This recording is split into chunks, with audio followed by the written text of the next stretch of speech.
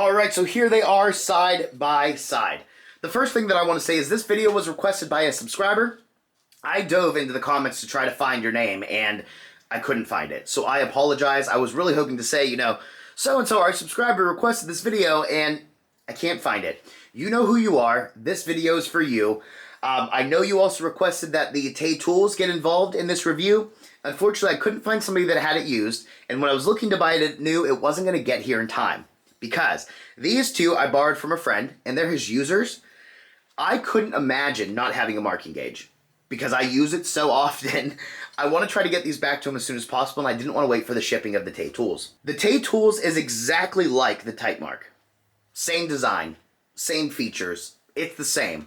Other than you're not buying the Tite-Mark name, and the materials might be a little bit cheaper. Which means it might not be as smooth, that kind of stuff, but in looking at it, it's going to function the same. The Tay tools, $37.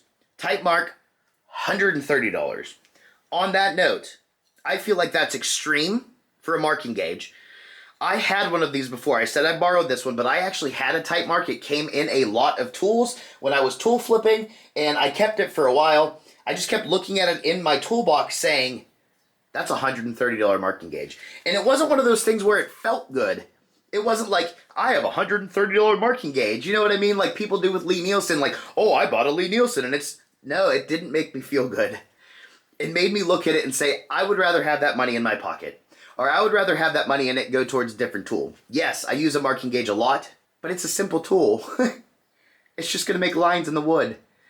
So that might make your decision for you. If you have the money, go for it. It is an amazing tool. It's made very well. It operates very well. It's a good tool. I don't know if I can say superior because I have another one that I'm going to show you, and 99% of woodworking is preference.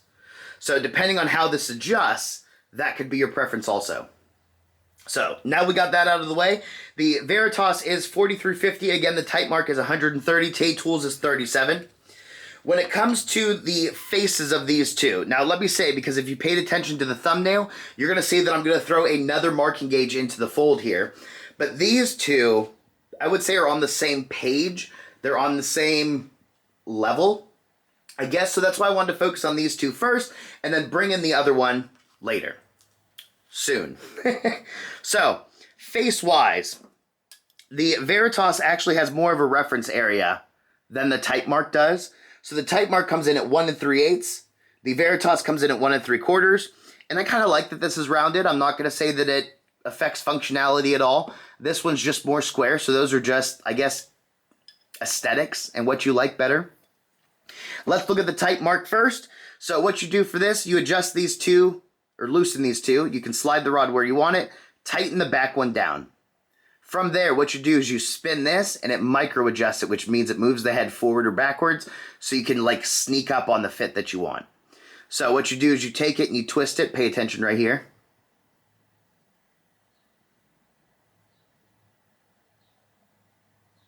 That's how you do that. So this can be a one-handed operation, which I really like. I would probably still find myself holding it onto the workpiece, but it can be a one-handed operation. I really like that this has a V groove in it. So what that does is these screws fit into there and it prevents the rod from spinning. That's this moving.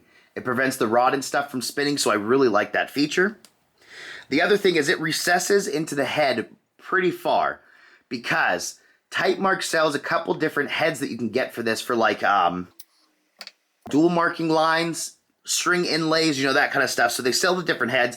That's why this one recesses so far. On that note, I wouldn't want to set that up every time. So what that means is you're probably going to be buying another marking gauge that has those heads in it so you can have a double and a single set up. So what I do is I have this one. I have the Veritas that does the dual, and then I have the other marking gauge that's just a single that I'll show you. So that's something to keep in mind. This is customizable with the different rods, different heads, that kind of stuff. But I wouldn't want to have to change that out every time. So you're probably going to have to buy multiple ones of these to have them set up for you, which is just going to add to the cost versus getting one of these that has the dual and a single. I did want to mention on this too. So weight. I want your guys' opinions on this. I didn't do an actual weight because this is the long rod of the Tite-Mark and then this is just the short rod. So it wouldn't be fair to say, I guess it doesn't matter. Well, this is what I want to ask. Does the weight of the head matter to you guys in a marking gauge? So for example, if I have this out and it's tightened down and I'm marking my line, do you feel that the head of this changes performance? Makes this cut better, cut worse, whatever. Do you think that matters? Let me know down below what you think. I'm torn on the issue. That's why I'm asking. The Veritas. I'm going to just start by saying I'm not impressed by this at all. I like the idea, I guess, of what they were trying to go for, but it's very finicky. So, the Veritas, you loosen this, and you loosen this back one, and then you slide it where you want it. Tighten that down, the back one only. From here to adjust, you spin the rod, or you spin the face to adjust that. I thought that all I had to do was spin this, but watch what happens when I do that. See it moving the brass back? So that's going to change. See how it slides now? Because I loosened that brass back by spinning this wheel. So I am not a fan of how this works. I'm not a fan of having to spin the rod or spin the head. I don't like the idea of the rod spinning or the head spinning when I'm trying to sneak up into a fit. I would prefer this to retract or advance like that versus this spinning to advance or this spinning to advance. So that's why I wanted to bring this other marking gauge into the fold, because I'm just not a fan of the way that this one functions. If you have figured out how to get this piece to be able to spin to adjust it, let me know. If you have to spin the rod or the face to get it to micro adjust, let us know that too, because I could be doing it wrong, but I've messed with it for quite a while and I can't get it to operate like the Tite-Mark does by just spinning this middle wheel. Here is the other one that I'm throwing into the fold. I know that I said these two are on the same level. This one, in my opinion, is the next level up. Let me explain why. So, with this one, you loosen this, you slide it, tighten it down. Okay, from there, there's a piece back here, you loosen this screw, and then you turn this. When you turn that, watch the head up here. It moves the cutter. Not the rod, not the head. It moves the cutter. Okay, and then you tighten it down, and you're good to go.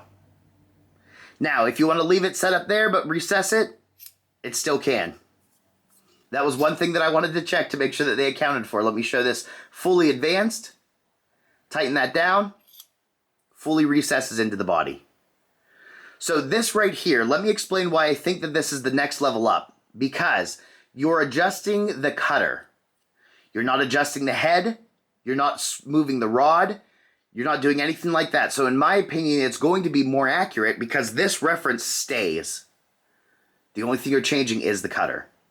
Versus when you look at the Veritas, you have to spin the rod or spin the head to adjust that cutter. Basically, you're moving this reference area. You're moving the reference area forward or backwards. Tite-Mark is the same thing. When you turn this, you're moving the reference head. You're moving this. You're not moving the cutter, you're moving this. But when you get to this one, only adjusting the cutter. Which again, in my opinion, is going to make it more accurate. So let me know down below what you think, if you think that that's going to make it more accurate or not. The other thing I want to point out with this is it's oblong. So it's not going to roll around on the table. Let me show you that.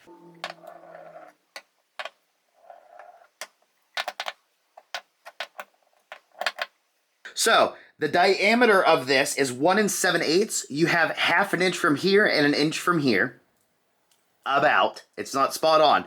But I like that because if you have a narrower board, you can use this side. If you have a thicker board, you can use this side. In between, you can use this side. I like that instead of it just being centered.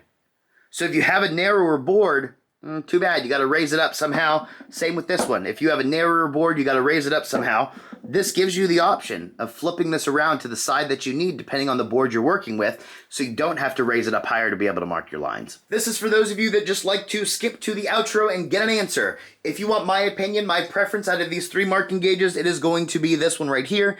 It's the Veritas Micro Adjust that micro adjusts from the end. I like it better because I like that it adjusts from there and the fact that it just moves the cutter. It doesn't move the reference area along the rod like the other two do. It just adjusts the cutter, and it's $58.50. The Tite-Mark, $130.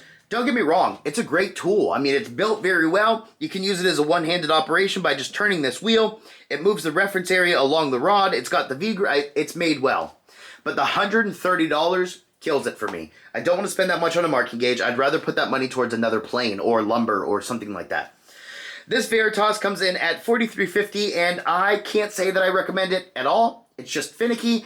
The way that you micro adjust is either by spinning the rod or spinning the head, again, moving the reference area along the rod, but it's just finicky.